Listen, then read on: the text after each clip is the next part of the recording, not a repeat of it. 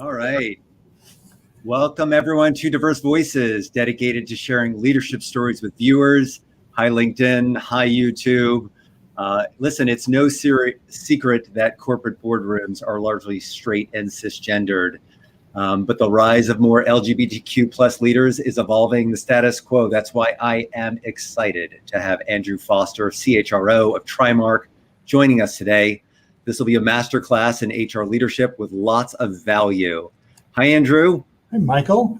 How are you today? Doing very well, and you? I am fantastic. I am so excited to have you. I think this is going to be our first show talking a little bit about LGBTQ leadership, just in honor of Pride, and certainly in a global marketplace that has a greater degree of impact because we see LGBTQ showing up in different ways in different places around the world. And I say that because I think for our viewers, it's important to understand your current role and how you serve both in the US and a little bit more from some of your experiences working a little bit worldwide.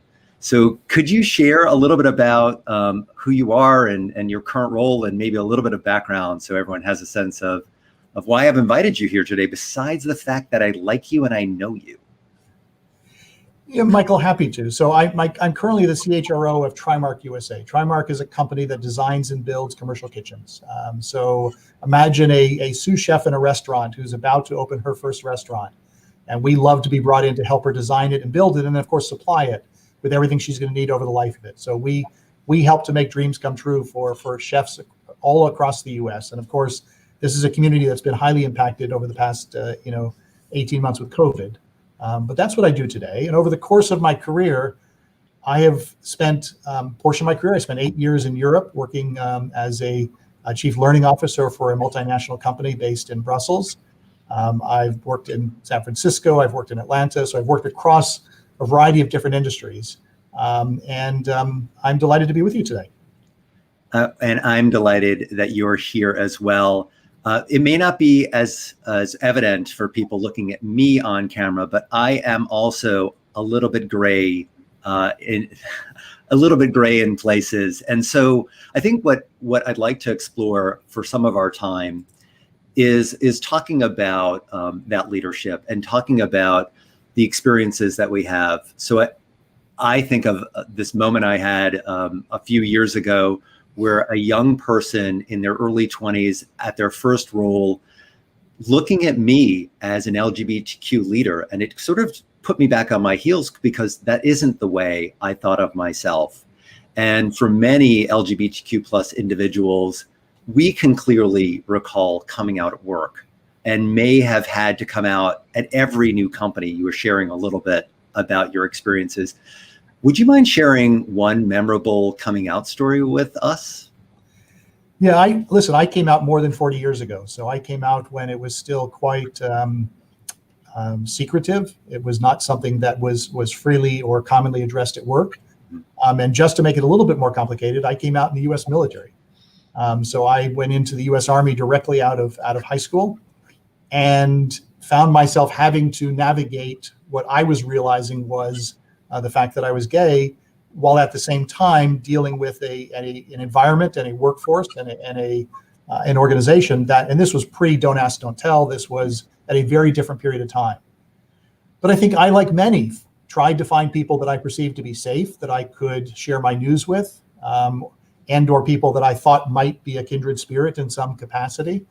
And I had a very interesting early experience of coming out because I found myself oftentimes in the company of groups of lesbians. I was in a military where there were many women at that time who were serving, and they formed the basis of my early experiences coming out. And it's been a lifelong, wonderful relationship that has sort of gone on. And so that was my early experience. And from a corporate perspective, I think I reached a point in my life where I realized I am best at what I do if I am true to who I am.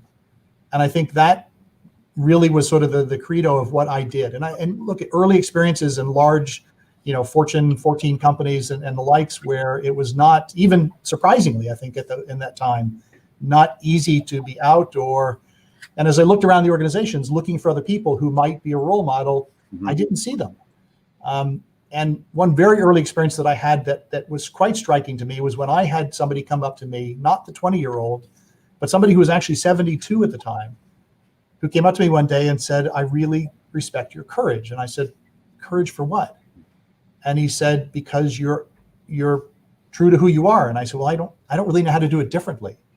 And he then went on to share with me that he had been with his partner for 45 years and nobody at work knew. And I thought, wow, what? So, I think for me, it really was about being authentic to who I am and letting the chips fall where they may. And I've had experiences where it's caused me to have to change jobs. But it is something that I also try to assess when I'm looking at a new organization. Is this a place that I can be myself and thrive in? Sure. Well, and it's so exciting to hear that story of, in essence, reverse mentorship, where you, as a younger person, were giving this individual an opportunity to look at you as a mentor. It may not be sponsorship, but just by leading with your truth, you gave him a North Star to emulate, or to at least appreciate. We talk in many ways in this space around allyship. And I was wondering if there's something that stands out, and a story of an LGBTQ leader or an ally that supported you in your wonderful journey. Yeah, I'd love to be able to tell you wonderful stories about that, but I didn't have any.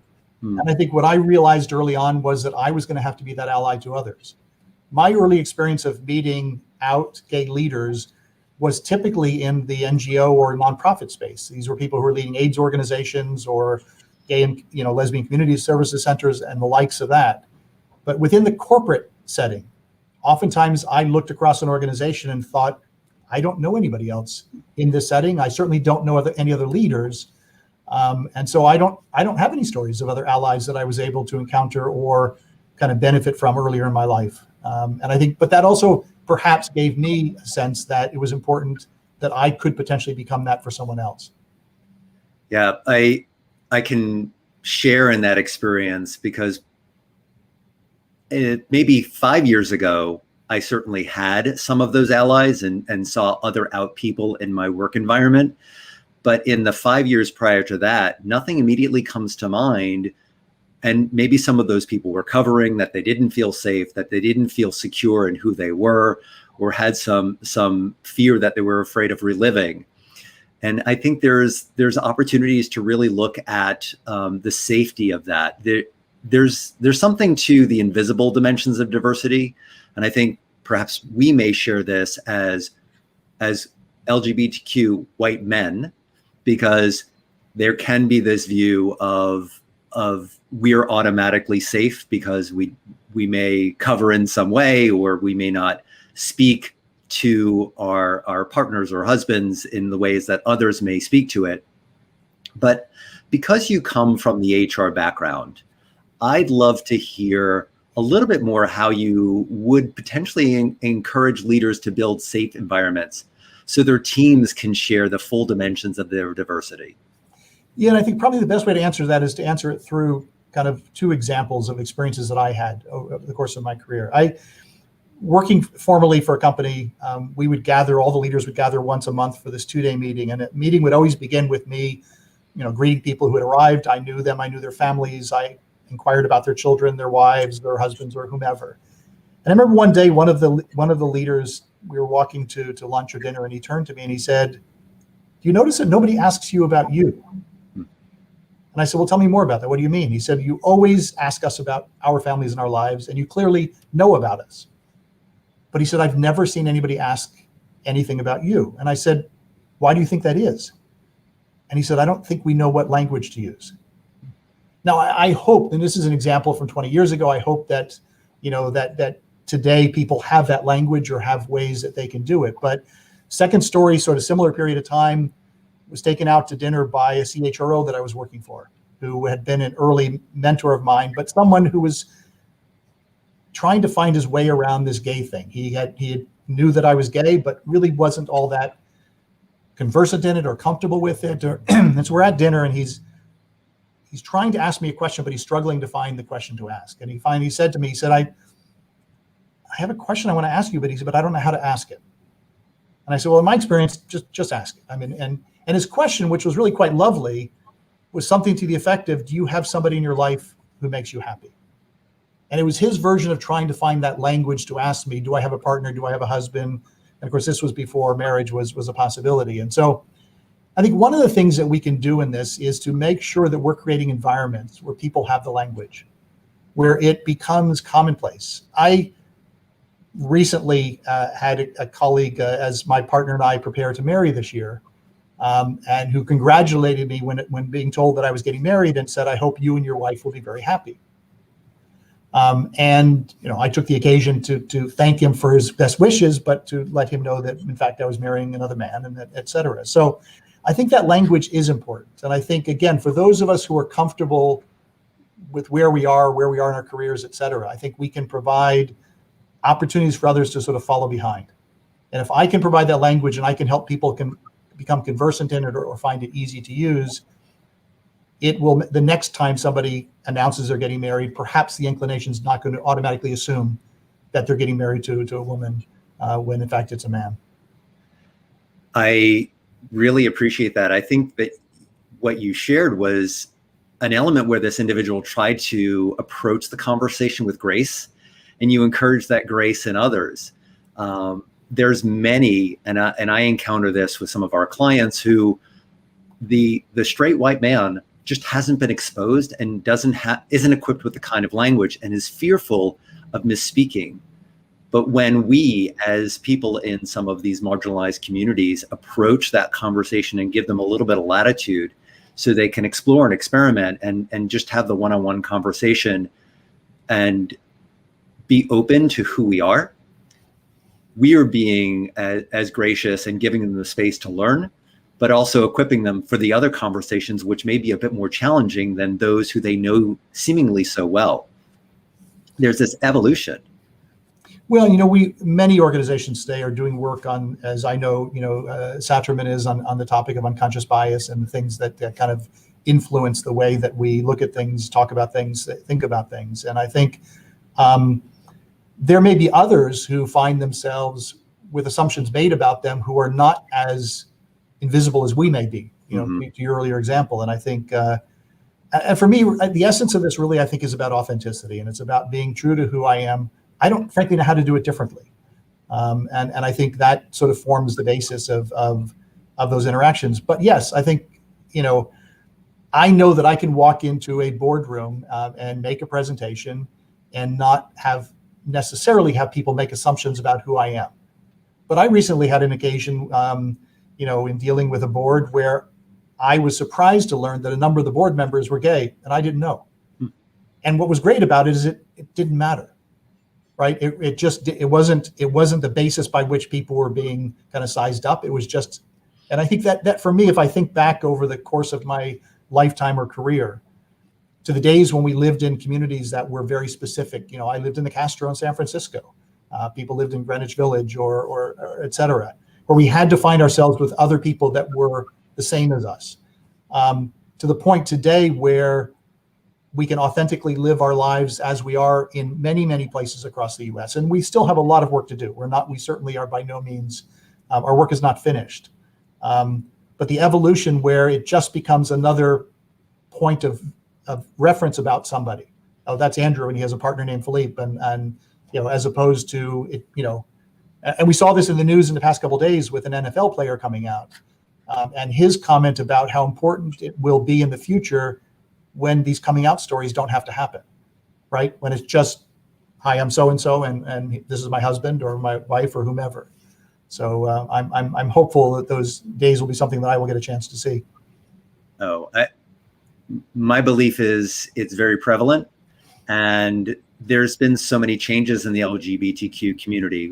We have these pivotal moments, these little peaks where it becomes more of a conversation. I think to your example, the athlete who came out just the other day gives others a reference in sports. And though that may exist in many ways, it sort of changes the narrative, and we learn about it ourselves through the stories that others tell.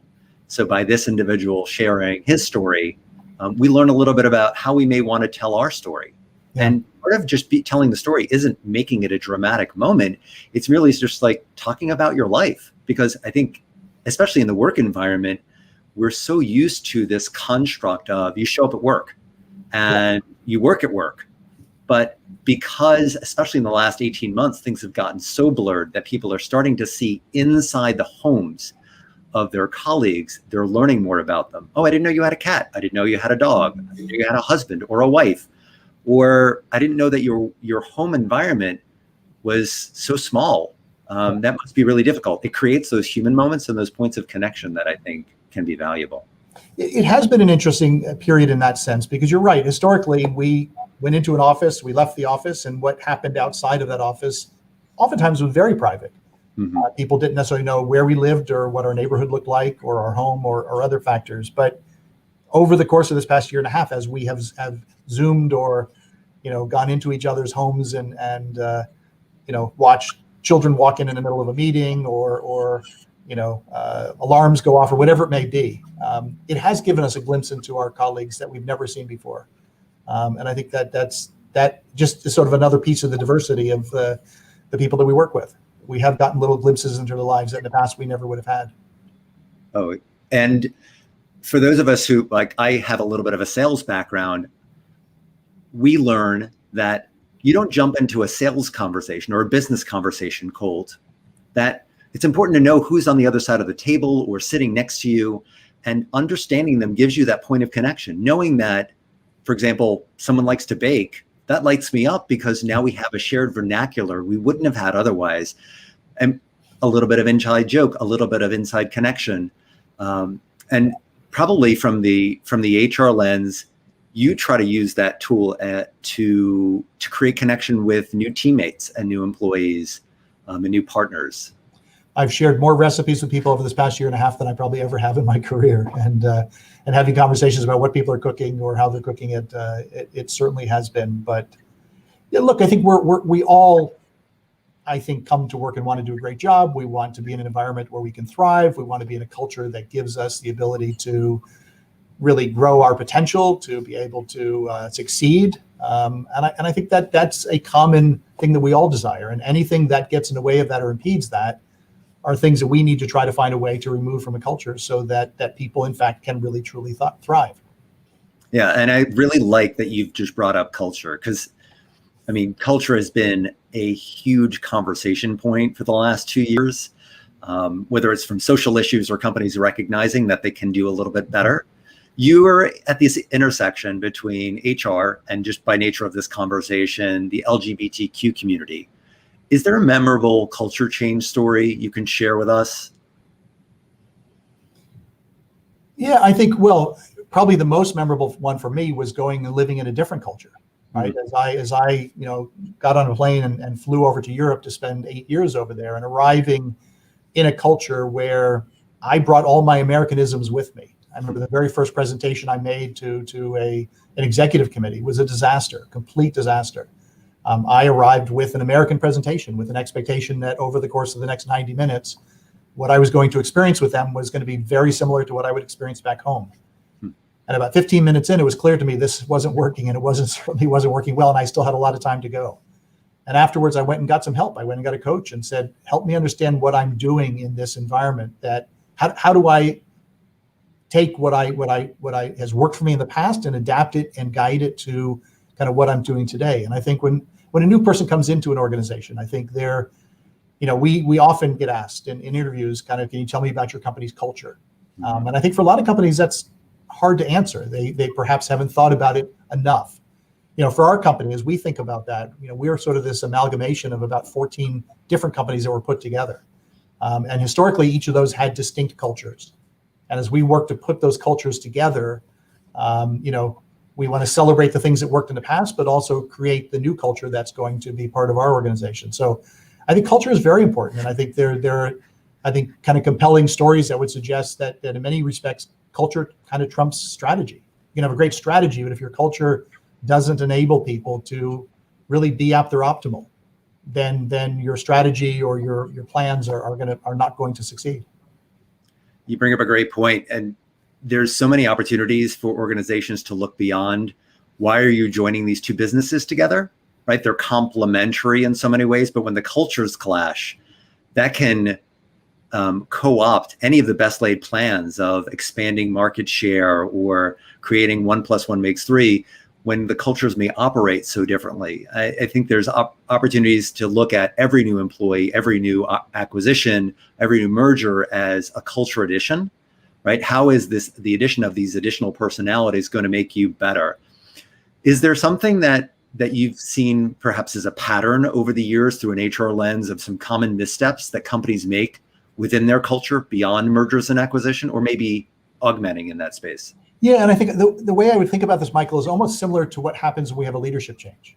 Mm-hmm. We went through a leadership change. We had a new CEO started about a month before COVID, which was an interesting sort of mix of these two things happening at one time. But when a new leader comes into the organization, we work hard to try to help them and their team be effective as quickly as possible. Because when a new leader arrives, everything that he or she does is being watched by others. And because they don't yet have kind of the code, what does it mean when they ask for this? Or what does it mean when they do this? Oftentimes it creates stories that are not necessarily based in truth.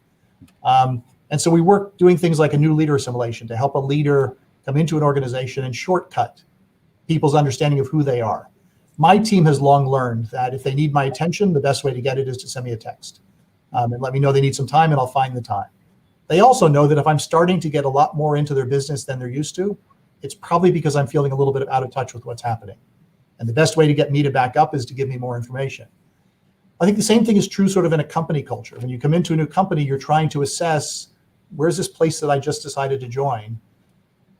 And as different things happen, if you don't have a definition of what it is or somebody to help you understand it, you may ascribe values to it that are not realistic or true. One of the things that we're in the process of doing is building a more effective buddy system. So when a new person comes into the company, they have somebody else that they can go to and say, tell me what this means when this happens. Because oftentimes we don't want to go to our boss and ask that question. We don't want to appear to be concerned about something that they might think, or have an opinion about. But having somebody else in the organization we can ask those questions of.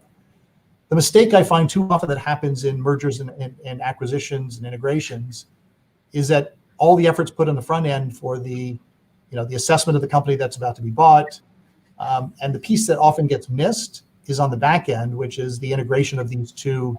And we saw this very clearly in our company.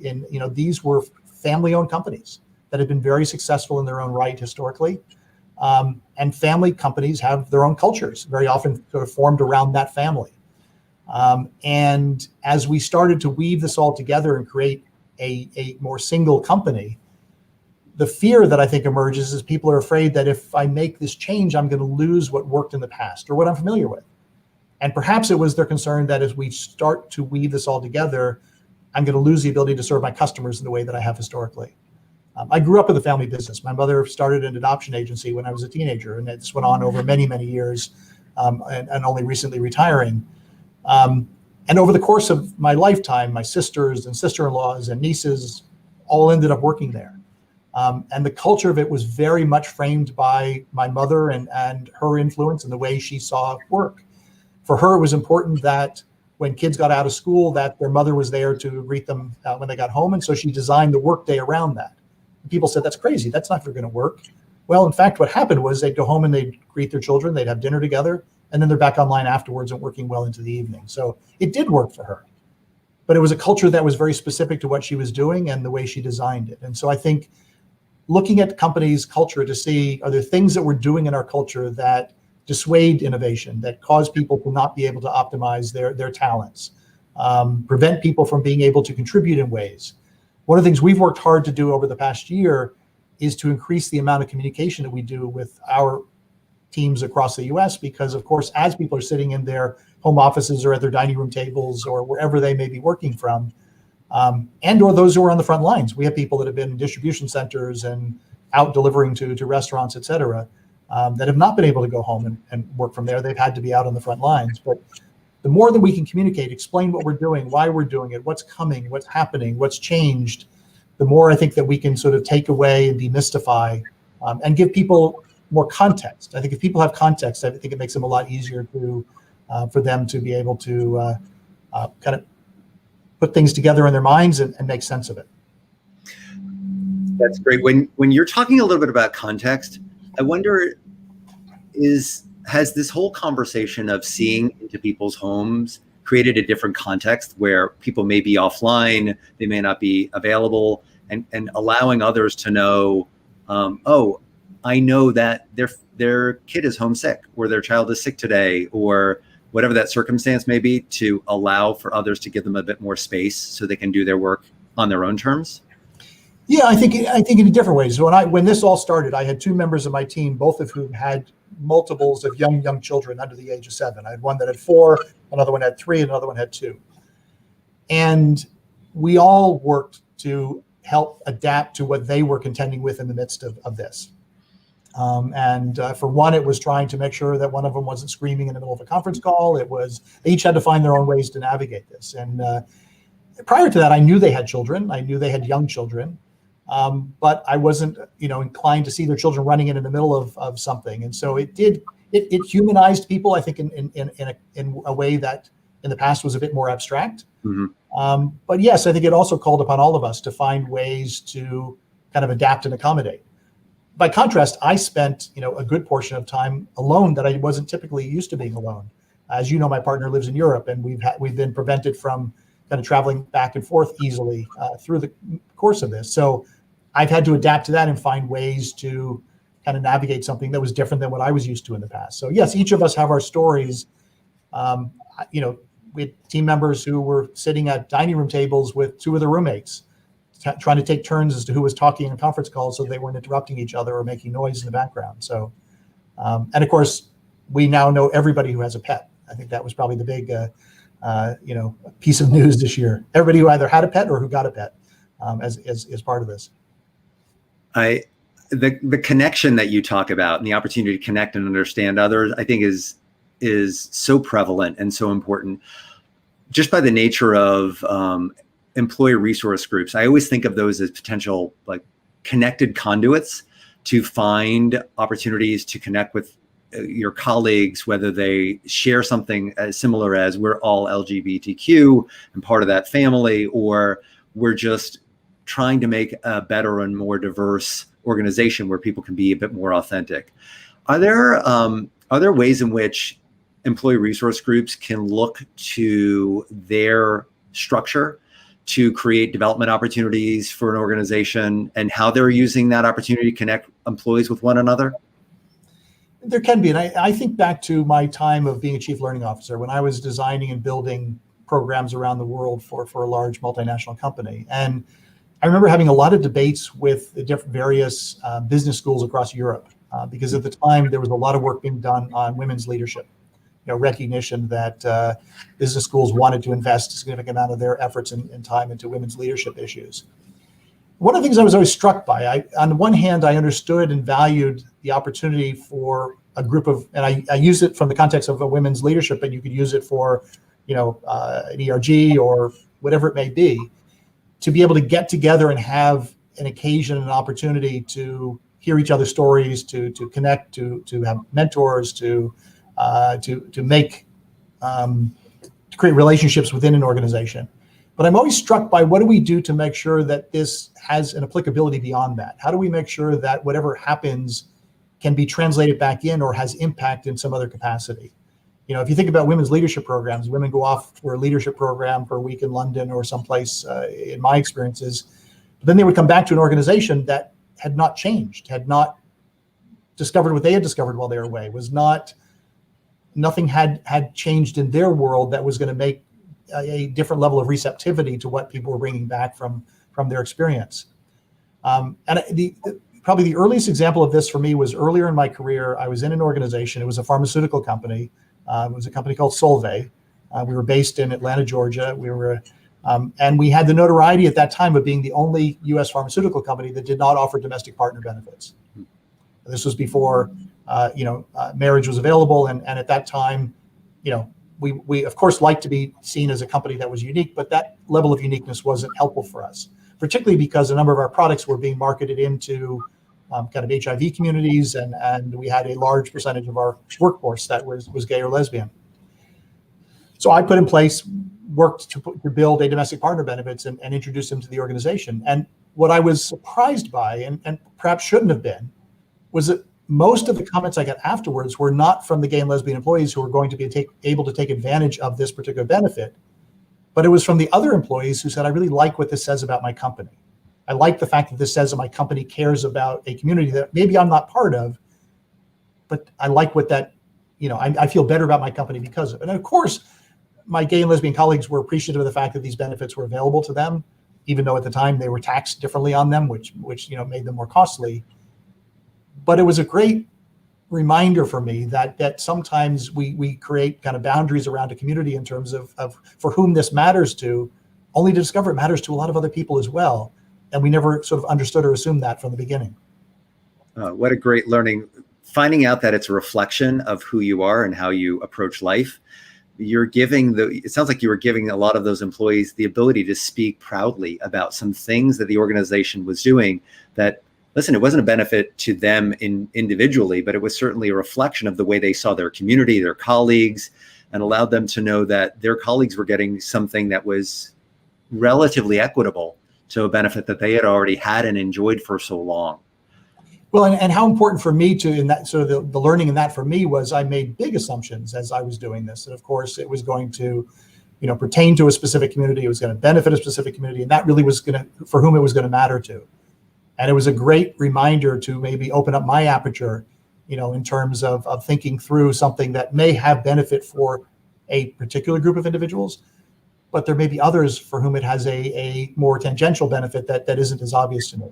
And it was a good reminder. And as I've designed other things since, good reminder for me that, my aperture needs to stay open as I think about this and not limit myself perhaps to a specific group. I love that you went backwards to tell a story. I'm really curious. So again, long, wonderful career. If you could go back in time and maybe give yourself one piece of advice, what would that be? I think it's very it's much in line with what we've seen in the great work that Dan Savage and others are doing, and it gets better. I think as I think back, I grew up in a very, very religious family where being gay was not only not acceptable, it was even worse. I grew up largely in the Central Valley of California, where you wouldn't expect it to be that big of a deal, but it was.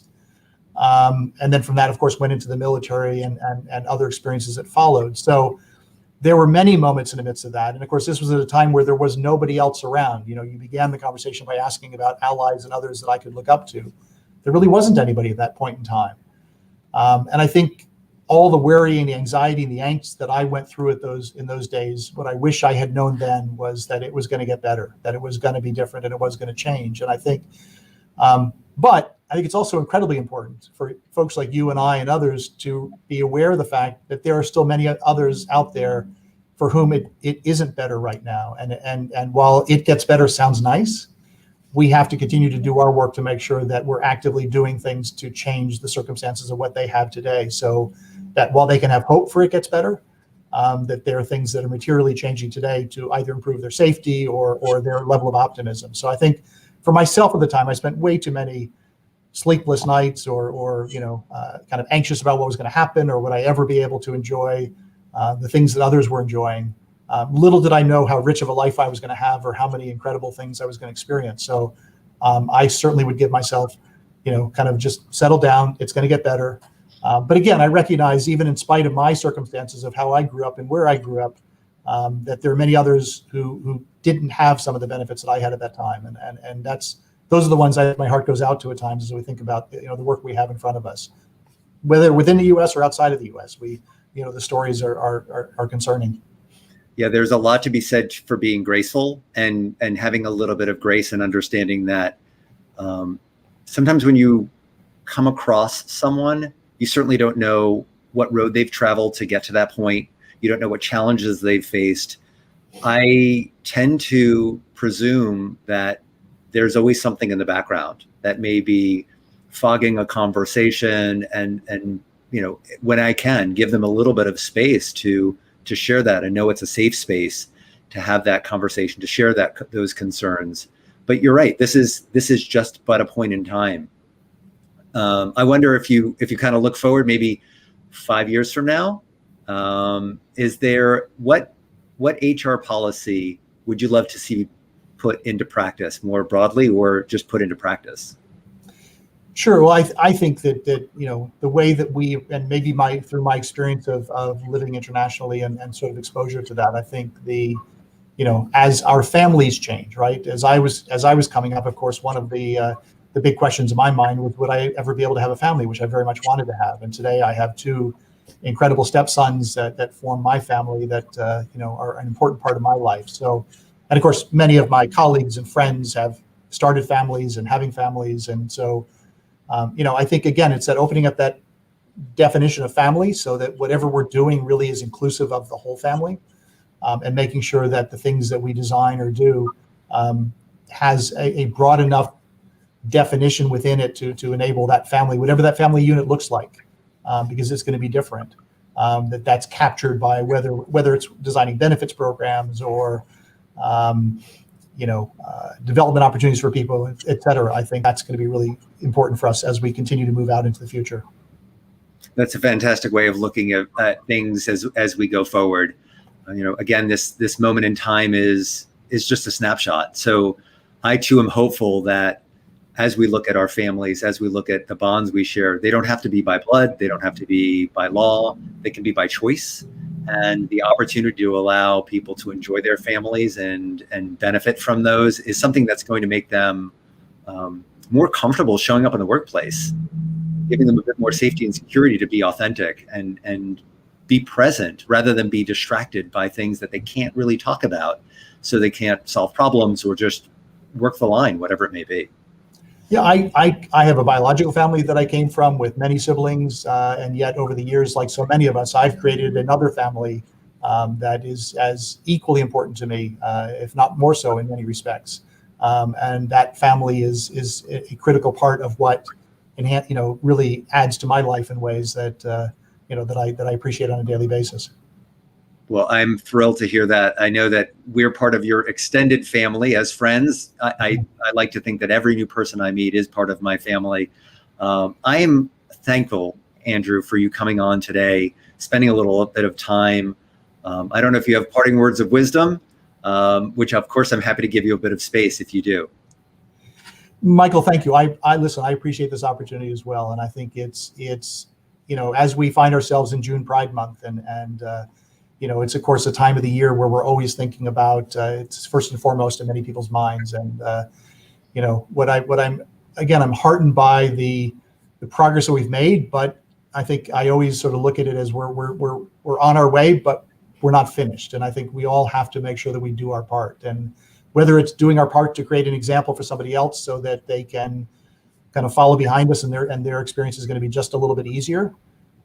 Whether it's continuing to surround ourselves with people who are going to challenge the way we think about things, so that we don't rest on, our own past experiences as the sole lens by which we look at the world.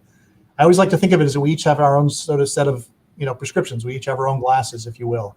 I didn't have to wear these when I was younger, but today I do. That form the way that we look at things, think about things, whether it's our family that we came from, the environment we grew up in, where we grew up, region, language, religion, et cetera. And so the more that I can try to understand other people's prescription, how they see the world, it just simply enhances and adds to what I'm doing in really, extraordinary ways. So I'm grateful for the journey, and I have a lot to do yet. I have a lot of energy and things left to do, and look forward to them.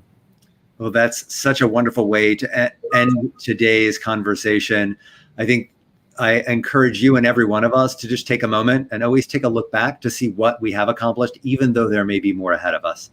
Andrew, thank you again for the time today. Thank you everyone for joining us on YouTube and LinkedIn, and we'll see you again. All right, Andrew. Take care. Michael, thank you. Bye-bye.